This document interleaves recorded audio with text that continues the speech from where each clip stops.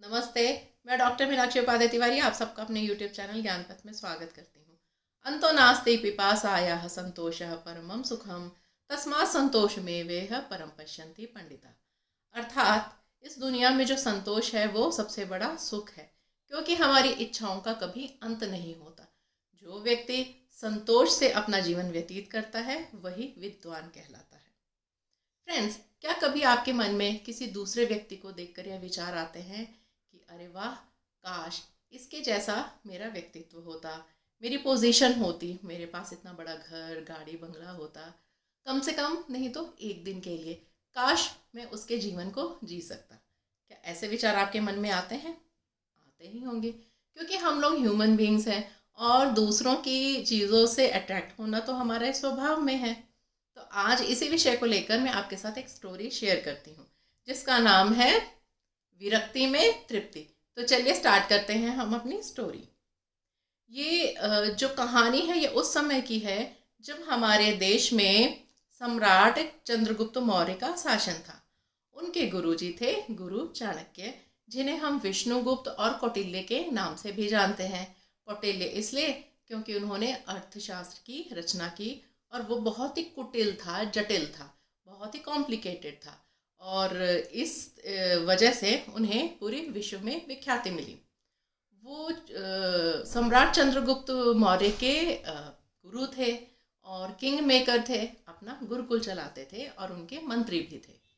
जो वो राजा के इतने बड़े मंत्री थे तो सोचिए वो कितने धनी होंगे, हम इमेजिन भी नहीं कर सकते हैं। एक दिन की बात है कि राजा ने गुरुजी को बुलाया और कहा, हे गुरुदेव, मेरे पास गरीबों को बांटने के लिए बहुत सारे कंबल आए हैं, कृपया आप उन्हें ले जाइए और अगले दिन गरीबों में बांट दीजिए। तो गुरुजी ने कहा ठीक है, और गुरुजी ने वो सारे कंबल जो है वो एक बैलगाड़ी में लादे और लेकर चल पड़े अपने घर की ओर।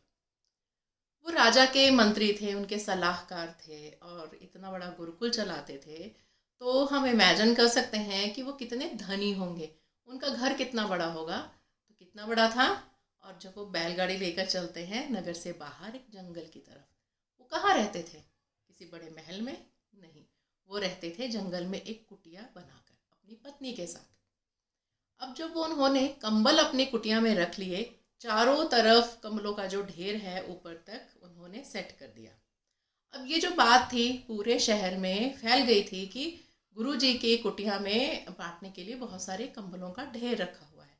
तो ये बात एक चोर के समूहों को भी पता लगती है। उनका जो सरदार था वो कहता है कि जैसे ही रात को गुरुजी की कुटिया का जो दिया है वो जब बुझ जाएगा और उस वक्त जब वो सो जाएंगे तो हम उनके कुटिया में एंटर करेंगे और सारे कंबल चुरा कर ले आएंगे।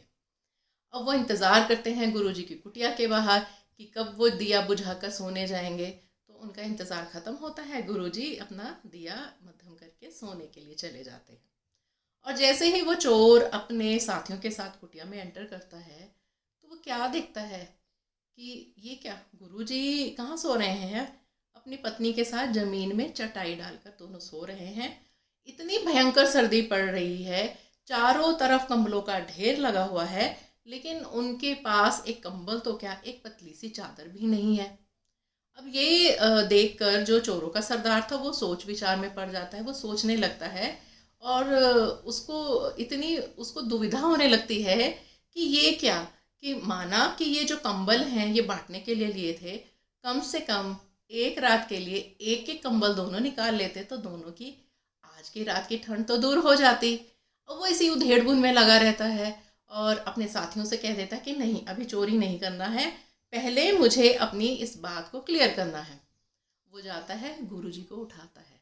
अब गुरुजी जैसे उठते हैं, अचानक से अपने सामने एक अनजान व्यक्ति को देखते हैं और चौंक के पूछते हैं, कौन हो तुम, क्या करने आए हो? और वो चोरों का सरदार कहता है कि गुरुजी, मैं चोर हूँ, मैं यहाँ कमलों की चोरी करने आया था। तो गुरुजी कहते हैं, तो क्यों नहीं की चोरी, क्यों मुझे नींद से उठा दिया? तो वो कहते हैं कि नहीं, पहले मेरे एक प्रश्न का उत्तर दीजिए। आप दोनों चटाई में इतनी सर्दी में सो रहे हैं, कम से कम आज की रात के लिए एक एक कंबल निकाल लेते तो आज की रात की ठंड दूर हो जाती। तो गुरुजी हंसते हैं कि तुम्हें क्या लगता है कि मैं कंबल नहीं खरीद सकता? मैं विरक्त हूँ और मुझ में तृप्ति आ चुकी है। जब मुझे मेरे पास इतना धन होते हुए भी मैं अपने धन को अपने लिए इस्तेमाल नहीं कर रहा हूँ, तो मैं किसी दूसरे के लिए जो चीज़ है उसको मैं देखना भी नहीं पसंद करता, क्योंकि मैं तृप्त हूँ, मैं संतुष्ट हूँ।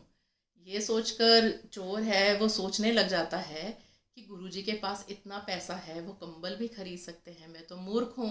वो किसी दूसरे की चीज़ को हाथ भी नहीं लगाना पसंद करना चाहते हैं, और मैं यहाँ किसी दूसरे को, गरीबों को बांटने के लिए जो कंबल उन्हें दिए गए हैं, मैं उन्हें चोरी करने आया हूँ। तो वो गुरुजी से कहता है, गुरुजी इस बात को सुनकर मेरे अंदर एक चैतन्य भावना उत्पन्न हुई है, आज से मैं चोरी नहीं करूँगा, मैंने चोरी छोड़ दी है। तो फ्रेंड्स, उसके मन में इतना परिवर्तन आ गया कि अगर आपके मन में संतुष्टि है, विरक्ति है, किसी दूसरे की चीज़ों के प्रति आप विरक्त हो, तो आप अपनी जो जीवन का गोल है वो कितनी आसानी से अचीव कर सकते हो।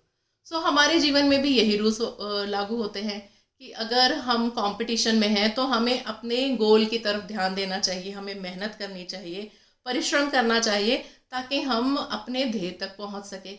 ये नहीं कि इधर उधर दूसरों की चीज़ों को देखकर हम बस आसक्ति लगाए कि काश ये एक दिन के लिए मिल जाए, एक घंटे के लिए मिल जाए तो मुझे तृप्ति हो जाएगी।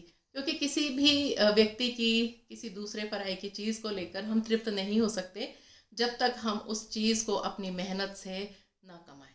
सो फ्रेंड्स, ये एक छोटी सी कहानी थी गुरु चाणक्य के जीवन से। हम फिर मिलेंगे नई कहानी में। जय श्री कृष्ण।